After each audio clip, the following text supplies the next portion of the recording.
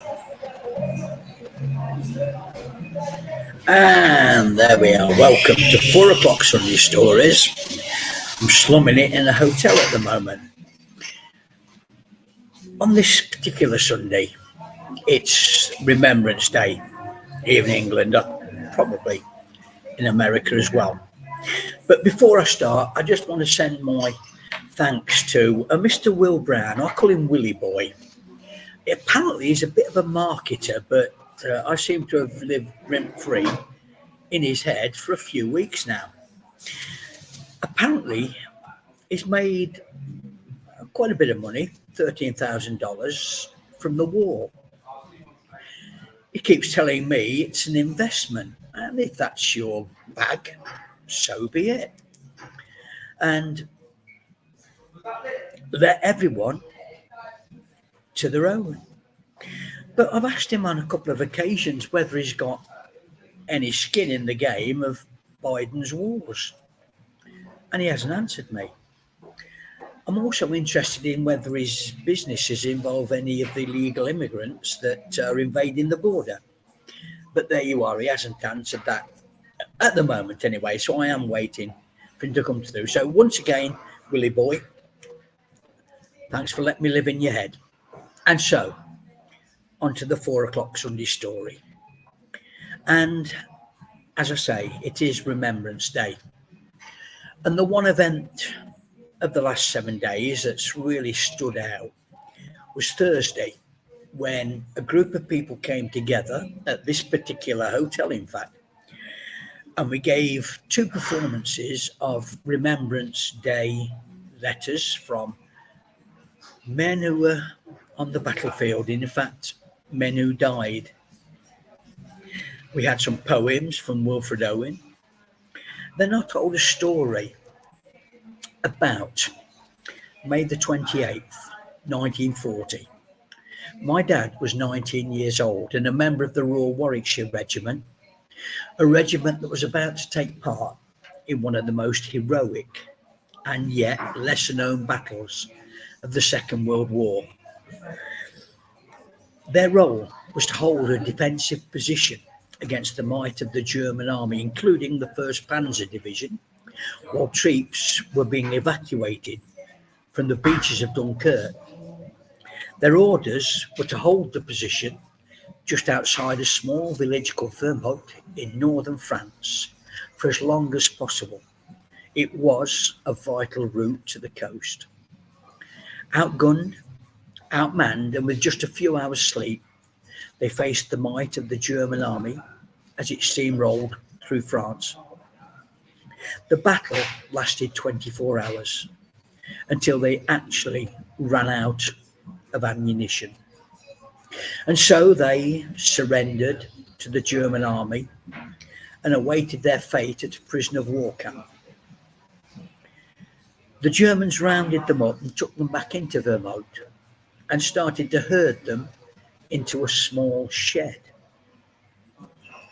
obviously waiting for transport back into Germany. Captain Lynn Allen protested that no more men could be squashed in. There were 100 men from disparate battalions and even different countries. And they all came together in this one moment of history. What happened next had a profound effect on many, many families. German officers from the Leibstandard SS threw grenades into the barn. Few went off and killed men within a few seconds, but there would have been more casualties but for the actions of 2 men, Sergeant Stanley Moore and Sergeant Major Augustus Jennings. They threw their bodies on top of the grenades and took the full blast. Now the Germans, seeing this, not wanting to waste any more grenades, brought men out in groups of 5 to face a firing squad. But they deemed this to be too slow, and so they simply emptied their machine guns into the shed, killing 80 men.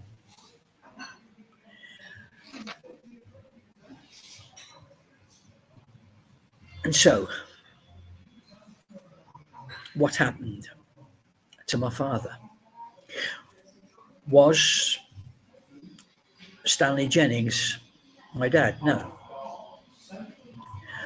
One man, Private Bert Evans from Sturchley, who did in fact escape.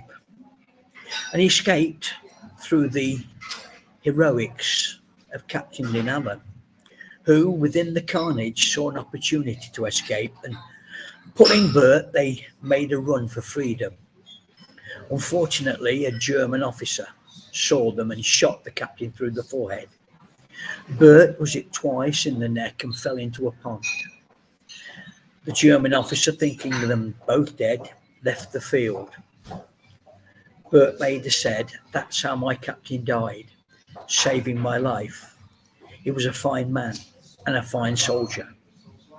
Bert pulled himself out of the pond and across some fields until he was captured again by a German ambulance unit.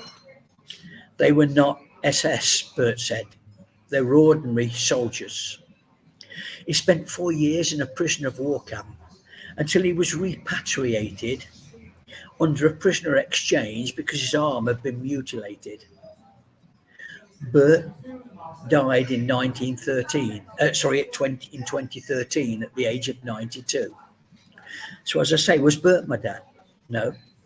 The captain? No. The sergeant or sergeant major? No. You see, my dad didn't get to Vermont, but he never forgot those men in his battalion. He has been to every Remembrance Day parade until dementia made it impossible 7 years ago.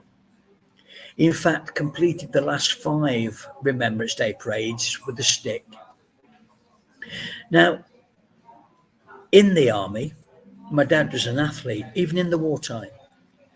He was played soccer for the battalion. He ran for the battalion, but most importantly, he boxed for the battalion. And we all know how the boxers are worshipped in the army. He always gave 100% and he never drank. That is until 2 years after the war, when he was finally persuaded to enter a pub and he drank 3 pints.